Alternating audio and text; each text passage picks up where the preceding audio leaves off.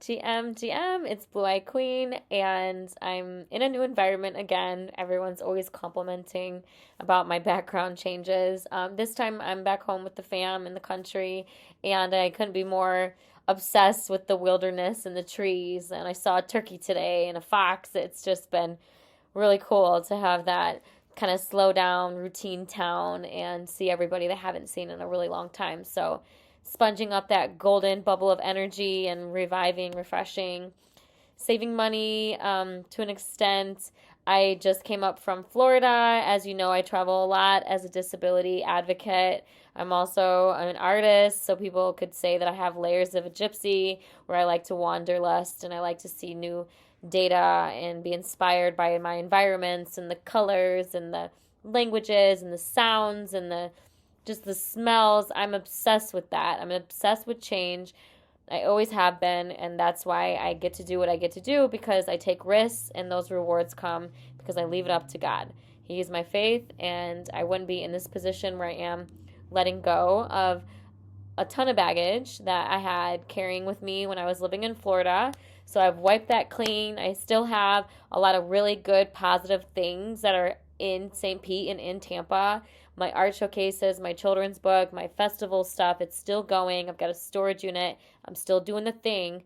But as far as relationships and legal justice systems, lawsuits, all of that can stay where that is because I did that thing and I got through it and I did what I needed to do. I sold everything and got lawyers and I went to bat and I ended up coming out on each time. So I cannot express how much emotional distress from having my home taken away, being evicted, having the people serve me, going to court, having stalkers come to my house, security issues, people coming in with the police when I'm not aware of it. Just a lot of things happened in Florida. And I am like at a point of cap.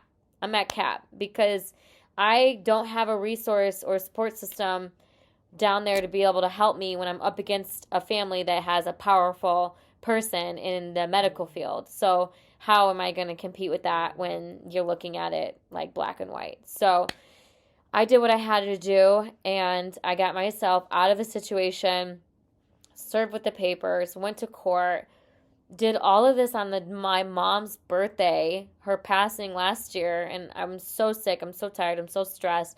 I'm sleeping on the floor. All of my things are in storage. Thank you everybody that helped me put everything in storage. All my things are in storage. I've got nothing. I'm sleeping on the floor with this dog. She doesn't understand what's going on. She thinks I'm leaving her. I was emotionally and physically exhausted by the time I got out of Florida.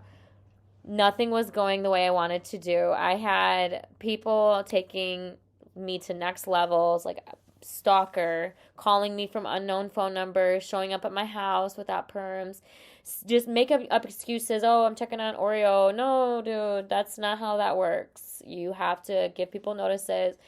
I'm not your friend like that. So I had high threat response. And I went on a little cross country journey because I'm going to be pulling up at these activations, doing live art for all the Web3 conferences, for the disability expos, for the robotics. I'm going to be TEDx speaking again. So my next lane is to get an adaptable van, get my medical equipment inside that vehicle, and just be able to get up and go because whatever I was able to bring here, I fit it in a tote. I fit it in some suitcases. That's not a lot of stuff.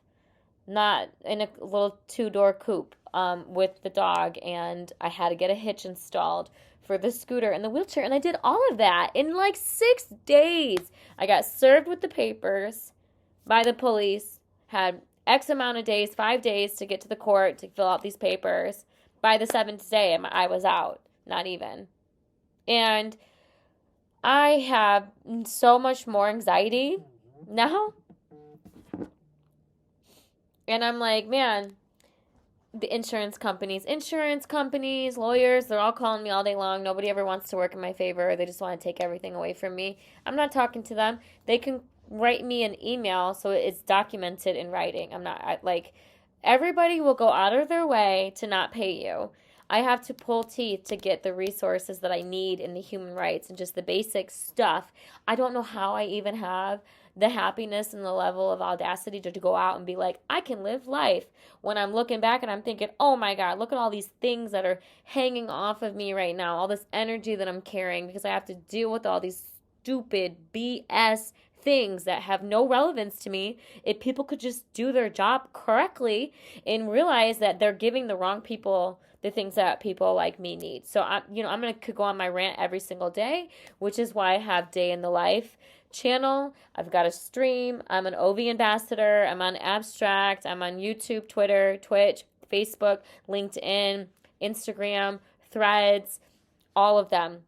I'm everywhere, TikTok, I'm everywhere you need me to be. And I automate my flows by taking existing content, putting into workflows, and then pumping it out in my channel so that it just keeps going, because I really need to monetize on doing art, because I keep doing the art and I keep doing it for free, and it's like an extracurricular, but this is not an extracurricular for me. This is what I do. This is how I get my things and get myself going, and I don't make money. I am like up against the wall on credit right now, and I can't get any more credit cards. I keep getting denied. So I know America runs on credit, especially where I was living on channel side, because my neighbors would tell me how they would get $5,000 checks in the mail and they cash it today. APR percent goes up by 36.79, whatever, blah, blah, blah. And I was like, you know what? That's not me. I'm not going to hurt myself to stay here in Florida when I can go home, revive, reset, rejuvenate, get myself ready for being a live artist on tour. You know, it's not just with the Abilities Expo that this is continuing with NFT NYC. I'm a featured artist on the Marriott queue in the fine art section. What? June 20th.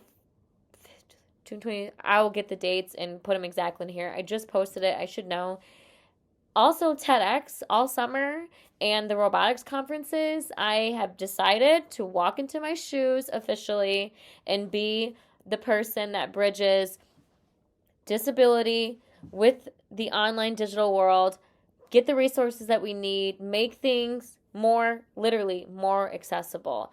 There is an entire world available to people online, resources. We just have to show and educate and communicate. So my pop-ups are going to do that.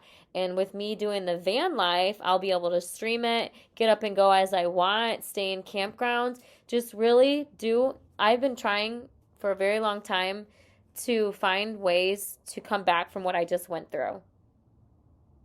What I had to go through with my ex family. Not even him. It wasn't even him, it was his family. Poor guy. Let's pray for him. And I am just the audacity of what people will do when they come from like scary, dark, evil energy. I'm like, whoa, it's like a teeter-totter. You guys, we're a teeter-totter. This is not. So I need to cut myself from the root and get out. So I got out. I have freedom. My wings are spread. I have freedom. And to me, that means a lot because I can really focus on my art. There's nothing I can do to take back something that other people did. I can't control how other people are going to react. I can only control what is in front of me. And so that means I need to change my people, places, and things. So I did all of that. And I did it very quickly. And I had to be resourceful and be on my feet and do 6 or 7 things in a day, because at the same time, simultaneously, my health insurance got cut off because the inspector showed up at the house and I wasn't there at the time because I was running around, and they shut it off completely like by the next morning at 10:30 a.m. I was like, what in the world? We just spoke at 4 o'clock. It's gone. I didn't even get a chance. I sent them an email with some documents. There's no way you review that before that following morning. So I had to reapply, go all the way down there, make an interview, do this verification at the same time as me being evicted. And I need supplies because I use medical supplies 7 times a day as a part of my disability, disease, unique ability, special needs. And if I don't have that, I have to reuse them or boil them with water. And the water here is like, there's lead. This is Michigan. You guys, like Nestle be pumping that water for free. And all this, there's a lot of behind the that happens with the resources here. So I have to be cognitive of that. All right. I'm going to wrap it up because I'm getting pinged by the family because I'm home now and everybody wants to rekindle and reshare and get that self back together. But I'm going to go outside and pack up the rest of my supplies. I need to get things in the mail again. And yeah, just best foot forward, one step at a time. The amount of love and support that I'm getting from my family, my friends, people that I would call my family, it's the glass is overfilling. The amount of attention and admiration and inspiration from the DMs and the comments and people subscribing, it's really making me feel like this is worth it all. Everything I'm doing is worth it all because there's been a million times where I could have said, I'm done, I quit. But I did not. I wanted to get out and get on and get moving and get as far away as I possibly can to get myself back into the person that I know. I have a short lifestyle. My disease is a bone disease and it's deteriorating. Everything, I have arthritis. I have the most, they look nice, but there's nothing, it is so fragile. When I broke my foot last year from a reckless boating accident, this guy flew me off of his boat with 7 other people. My foot broke, and now it's broke permanently. So I was disabled since birth, but now I'm disabled, where I am completely restrained to a wheelchair. And the only time I can use my crutches is when I go up and down the stairs here because it's an old farmhouse, and they don't have ramps. So I'm being humbled. And I'm also being patient because now that I have gone through what I want to consider like heaven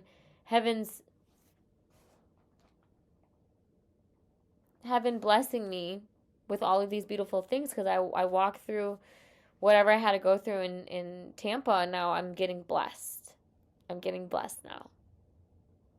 I got blessed with an amazing ambassador role to travel and be a live painter and do something I love to do and inspire people and get the story out to people. I'm blessed because I get to be a robotics ambassador. I get to have a suit built that walks me and moves me around and lets me have mobility for the first time without devices. That's possible now, people. AI is here. This is possible, and I get to do it. I get to be an end user. And that one's in Chicago. And TEDx.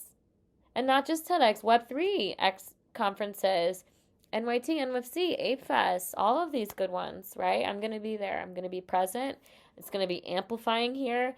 All of this is going to be coming off. It's just to show like the right people are feeling the vibes, which brings me up to this next thing that I want to share with y'all. This is from a good friend of mine, a dear friend of mine. He goes by Guchira, and Crypto Dilly here, Professor Dilly.